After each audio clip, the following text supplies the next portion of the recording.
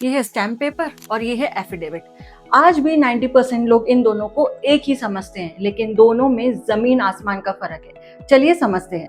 सबसे पहले बात करते हैं स्टैम्प पेपर की, जो एक तरीके का फाइनेंशियल रिसीट है जो गवर्नमेंट इशू करती है। इस पर जो 100 रुपीज, 500 रुपीज या 1000 लिखा होता है, वो इस पेपर की कीमत नहीं है, वो स्टैम्प ड्यूटी है जो आपने सरकार को एडवांस में पे कर दी है। सिंपल लैंग्वेज में, जब आप किसी एग्रीमेंट को लीगल वैलिडिटी देना चाहते हैं, जैसे रेंट एग्रीमेंट, सेल डीड या लोन एग्रीमेंट, तो सरकार को एक टैक्स देना पड़ता है जिसे हम कहते हैं स्टैम्प ड्यूटी, और वो इस पेपर पर प्रिंट होती है। अब आते हैं एफिडेविट पर।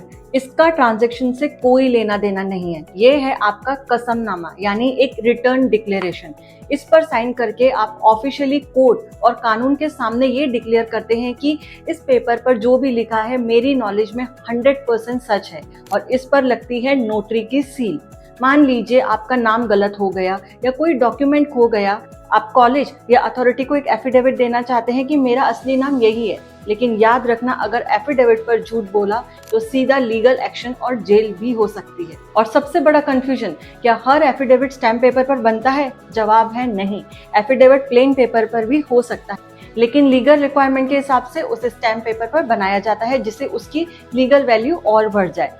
तो अगली बार दोनों में कंफ्यूज मत होना। क्या आपको ये डिफरेंस पहले से पता था? कमेंट करके जरूर बताना, और ऐसे ही यूजफुल वीडियोस के लिए मुझे फॉलो करना मत भूलना। Thank you.